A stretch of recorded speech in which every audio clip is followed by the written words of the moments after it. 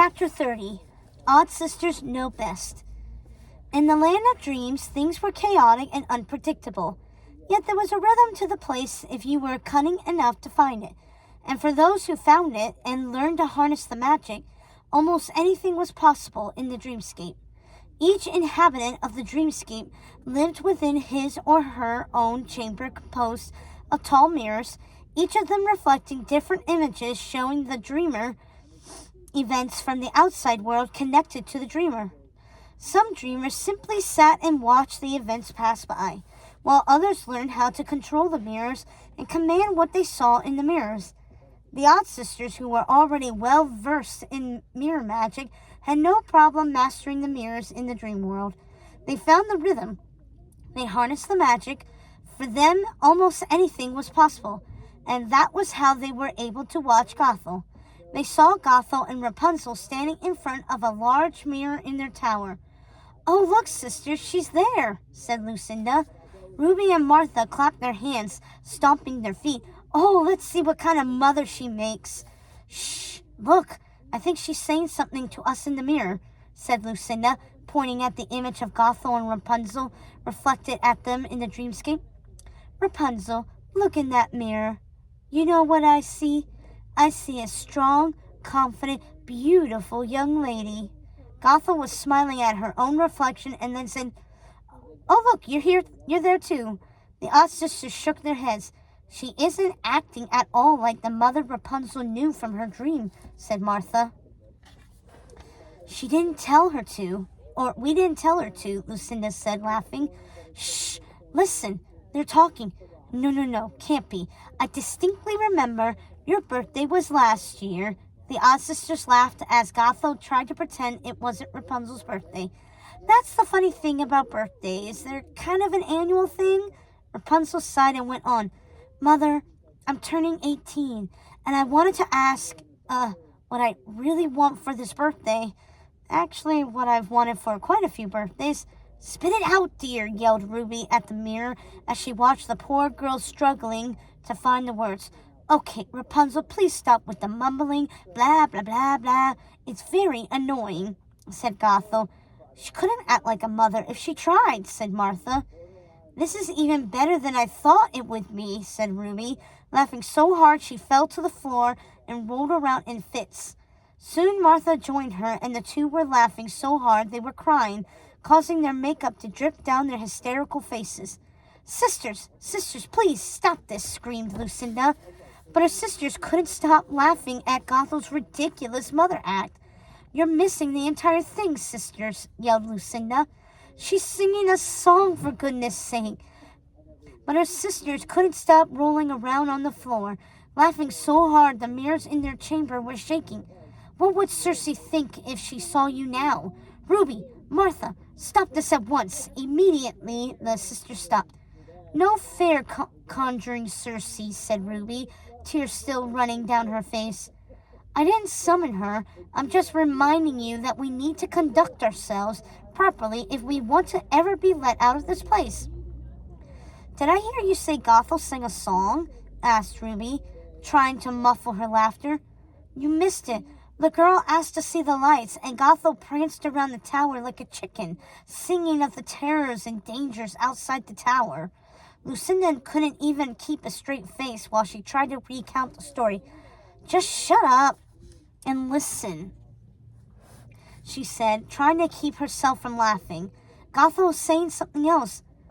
"Don't ever ask to leave this tower again."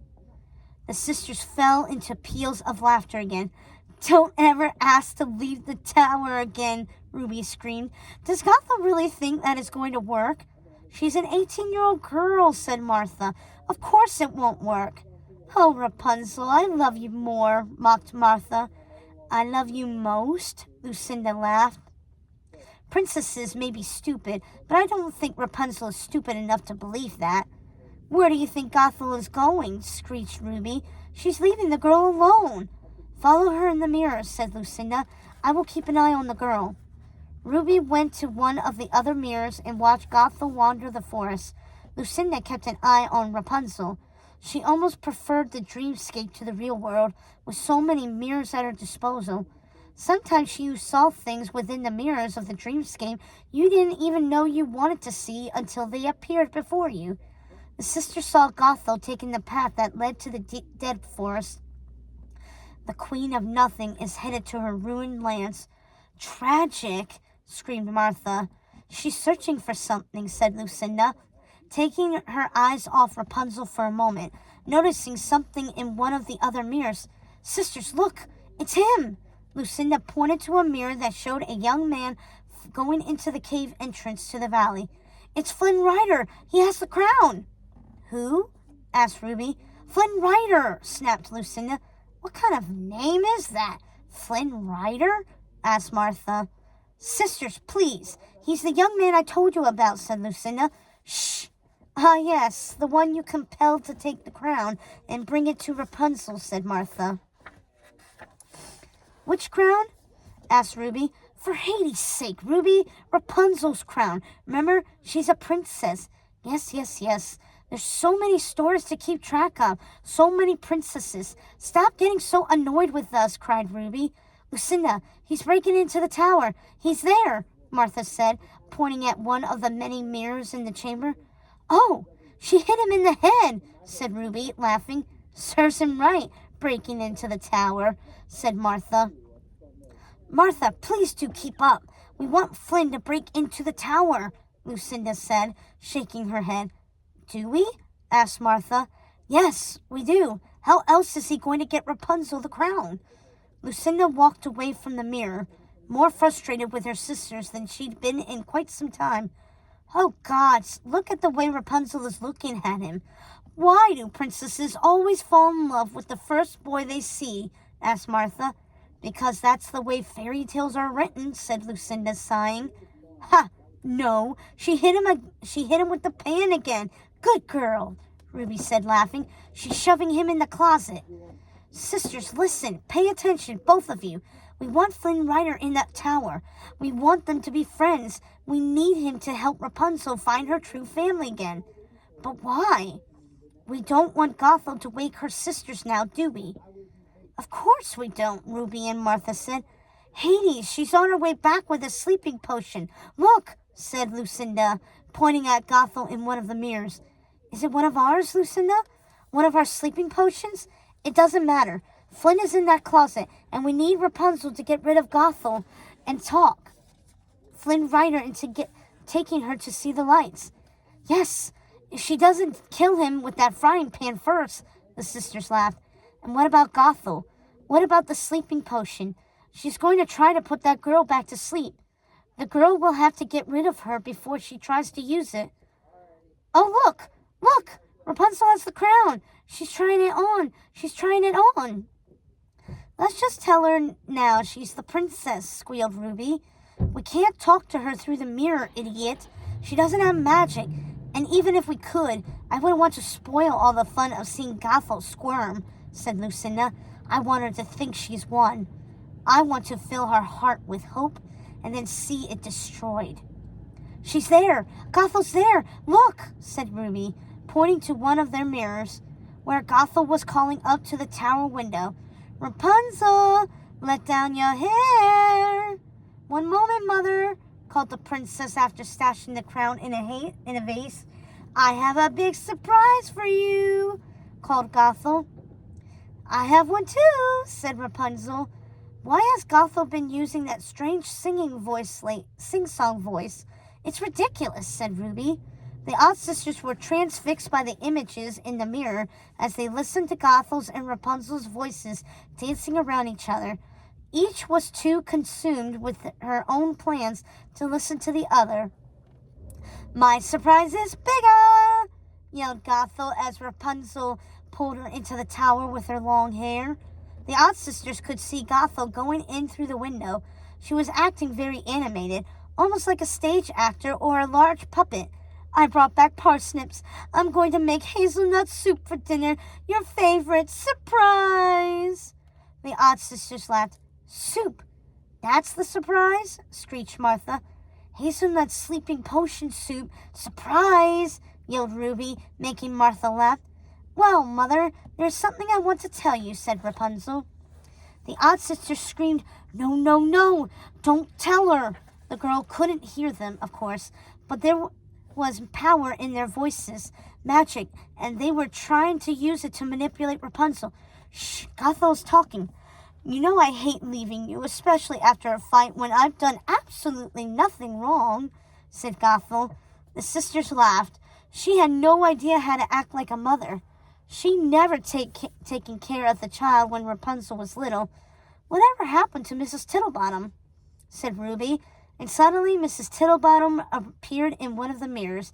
She was baking a magnificent cake, bigger and more beautiful than the one she had made for Rapunzel's 8th birthday. "Stop it! We're supposed to be watching Gothel. Get rid of Mrs. Tittlepants." "Tittlebottom." "What? Her name is Tittlebottom." "Well, frankly, I think both names are ludicrous," Lucinda snapped. "Is she baking a cake for Rapunzel? Does she remember her?" "Not quite," said Lucinda, "but something compels her to make a cake every year on this day." "Shh! Never mind her and listen. I think that stupid girl is about to tell Gothel Flynn is in the closet." "Enough with the lights, Rapunzel!" yelled Gothel. "You are not leaving this tower! Ever!" "Oh, look at Gothel showing her true colors," Ruby said. "There's the Gothel we know." Gothel reclined on the nearest chair dramatically, as if yelling had drained her. "She's really hamming it up," said Ruby, giggling as she watched Gothel put her hand on her head as if she were going to faint from the exhaustion of it all. "This is too much," said Ruby. "Like a badly acted melodrama." "Ugh, great. Now I'm the bad guy," declared Gothel, exasperated with Rapunzel and tired of the pretense. The odd sisters knew Gothel wanted to put Rapunzel to sleep so she could take Rapunzel's body back to her country house and wake her sisters. And as much as it delighted the odd sisters to think of the macabre scene of Gothel wrapping that young girl's hair around her dead sisters, they weren't about to put another princess in danger, not while Circe was watching their every move. If they hurt one more silly princess, then Circe would never let them out of the dreamscape, and they would never see their Circe again. "All I was going to say was I know what I want for my birthday now," said Rapunzel. "And what is that?" asked Gothel, annoyed with the entire charade. "New paint. The paint made from the white shells you once brought me." "That is a very long trip, Rapunzel. Almost 3 days' time." "Long enough to check on your sisters," said Lucinda. "I think there is something wrong with them. You'd better check." "Yes, you'd better check on your sisters, Gothel," cried Ruby. "They're in danger, Gothel. Mrs. Tittlebottom must be old now without her flower. So frail. Your sisters aren't safe alone with her," said Lucinda, binding her words with magic, using them to make Gothel afraid. "Mrs. Tittlebottom might go down into the cellar. You've never been away this long," said Martha. Go to your sisters," said the odd sisters at once. "You sure you will be all right on your own?" asked Gothel. "I know I'm safe as long as I'm here," said Rapunzel. "I'll be back in 3 days' time," said Gothel, as she took the basket Rapunzel had put together for her journey. "I love you very much, dear," said Gothel. "I love you more," said Rapunzel. And she did. The sisters could tell. Rapunzel actually loved her mother, Gothel.